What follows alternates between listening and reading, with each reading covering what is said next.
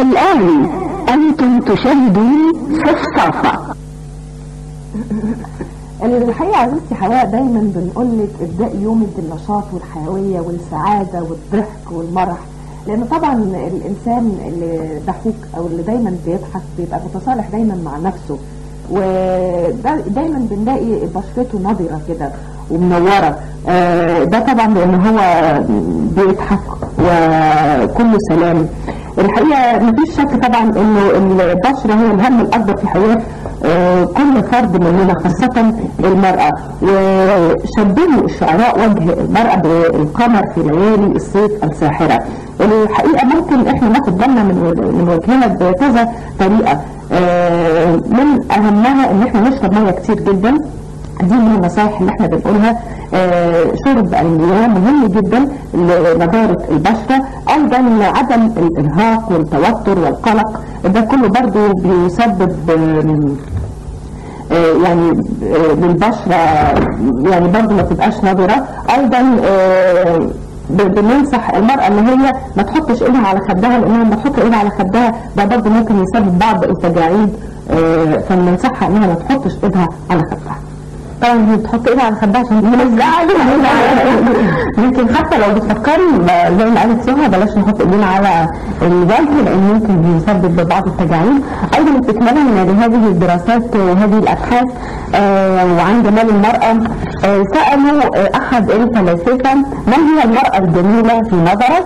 فأجاب أنه لا يستطيع أن يصف المرأة الجميلة، لكن عندما يراها يستطيع أن يشعر بها من خلال كلماتها وابتساماتها. فدايما النصيحة اللي بنوجهها من خلال هذه الدراسات ان احنا يجب ان نتحلى دائما بالابتسامة.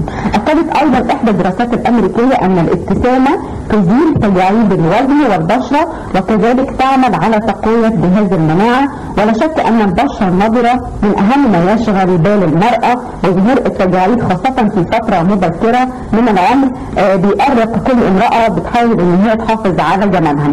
الحقيقة عن هذا الموضوع هيكون لنا بعض الأسئلة وبعض الإجابات، وبيسعدنا أن نلتقي مع الأستاذة الدكتورة حنان الكحكي، أستاذ الأمراض الجلدية بجامعة عين شمس وزميل الأكاديمية الأوروبية والدولية لتجميل الجلد. صاحب حنان، ازي حضرتك؟ اهلا بيكي. صباح الخير. اتفضلي. الحقيقه زي ما غاده قالت تجميل الجلد ده من الموضوعات اللي بتهم جدا جدا المراه والرجل ايضا. متهيألي مفيش ست متهيألي ما بتفكرش ازاي تقدر تاخد بالها من بشرتها. طبعا السن من الاشياء اللي بتؤرق المراه جدا، ظهور التجاعيد، يعني الحاجات دي كلها طبعا حاجات كلنا بنفكر فيها الحقيقه. مش عارفه نبدا منين؟ يعني ازاي يقدر الواحد ياخد باله من وشه سواء رجل او امراه بحيث انه ما تزيدش التجاعيد؟ نعمل ايه يا دكتوره؟ ايه افضل طريقه؟ هو تبتدي الواحد بيبتدي من سن صغير قوي، بيبتدي من مرحله الشباب الاول وفتره حدود الشباب. بيبتدي اهم حاجه ان احنا نعالج حد الشباب، ما نسيبوش لحد ما يبتدي يسيب اثار بعد كده على بشرتنا. فده اللي بنصح فيه اولياء الامور بقى اللي هم عندهم ولاد في مرحله المراهقه. اول ما تيجي تظهر عندهم حبوب لازم يعالجوها، يهتموا قوي بنظافه بشرتهم. حاجه ثانيه بالذات الناس اللي هي بشرتهم فاتحه، قد ما تقدر من بدري يبتدوا يستعملوا كريمات الحمايه من الشمس.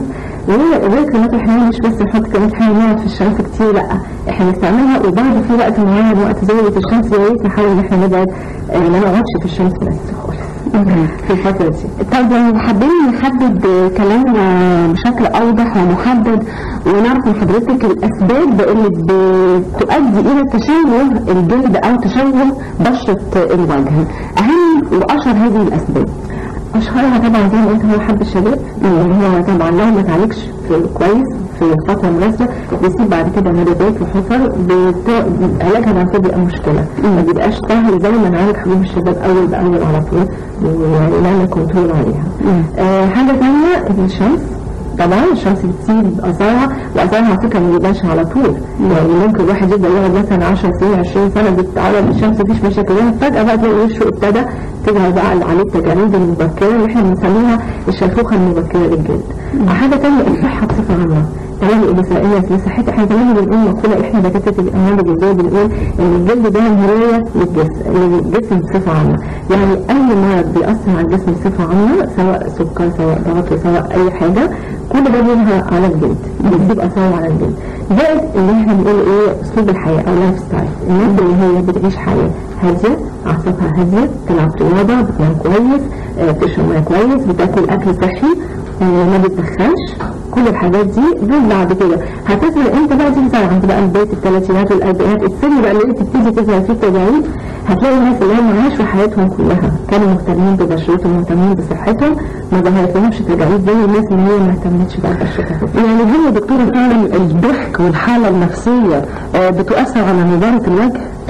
طبعا لان احنا اي تنشن او اي حاجه ده بيؤدي لافراز هرمونات في الجسم وحاجات كده بتاثر، بتخلي تم اقوات الاوعيه الدمويه، وبتاثر على لون البشره وعلى نوعيتها، وكل ده كل دي من الاوعيه الدمويه لما يحصل لها اقوات هتاثر على التغذيه بتاعت البشره، لما تبقى البشره بصفه عامه ما هياش ناضيه ما هياش لونها حلو كده.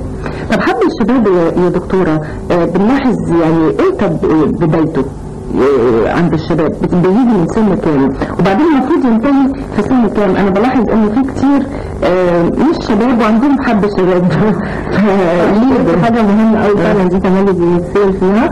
هو بصي في حب شباب اللي هو العادي اللي هو بيظهر في مرحله المراهقه او ما قبل المراهقه بحاجه بسيطه اللي هي عن سن من 13 سنه في الاولاد او من 11 12 سنه في البنات بتبتدي تظهر حبوب بسيطه، لو عالجناها مش هتصير مشكله. في ناس بتظهر عندهم متاخر قوي، ده بقى له اسباب ثانيه، يا اما عند سيدات نتيجه الهرمونات لخبطه في الهرمونات، الناس اللي هي السنان اللي بياكلوا دهون كتير وكده بتبقى بشرتهم دهنيه بتساعد على ظهور الحبوب، ودي بقى ممكن تظهر في الثلاثينات في الاربعينات. زائد حاجه ثانيه نوعيه الميك اب نفسها، في ناس بتستعمل ميك اب او كريمات او حاجات بتعمل على انسداد المسام او الزيوت بتساعد على ظهور حب شباب. في ادويه كمان بتتاخد ممكن تساعد على ظهور حب شباب في اماكن تانية غير الاماكن العاديه، مش في الوش، ممكن في الظهر، زي ناس بتاخد كورتيزون فترات طويله الاعضاء كده، ممكن يعني حب شباب انواع كتير.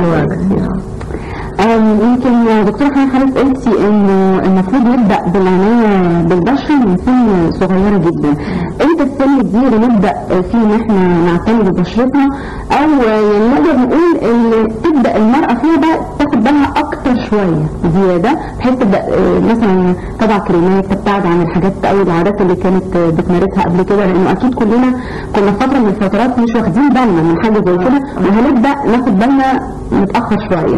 هل ممكن ان احنا نعوض السنين اللي فاتت اللي احنا اهلنا ده سؤال مهم جدا، هل ممكن علينا نعوض ده؟ اكيد يعني نقول مثلا من بدايه الثلاثينات لازم تبتدي المراه تاخد بالها بقى، بتحط كريمات ايه على وشها، بتغسل وشها بايه، بتستعمل كريمات ايه للشمس، تبعد عن التدخين، تاخد بالها، تبتدي بقى كل الحاجات دي تصلح عضلاتها مره ثانيه.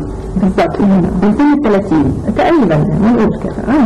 طب دكتوره قبل ما نستكمل الحوار الحقيقه في نقط كتير جدا عايزين نعرفها من حضرتك، لكن قبل ما نستكمل الحوار مع حضرتك احنا بس دايما من خلال صفصافه بنقدم طبق اليوم. النهارده هنشوف ايه هو طبق اليوم، والحقيقه برضه هنرجع تاني للدكتوره لانه اكيد في نظام غذائي سليم يساعد على نضاره الوجه او اكل معين او غذاء معين ممكن يساعد على نضاره الوجه، وده اللي هنعرفه من الدكتوره بعد ما نرجع تاني. بس نشوف دلوقتي مع بعض طبق اليوم.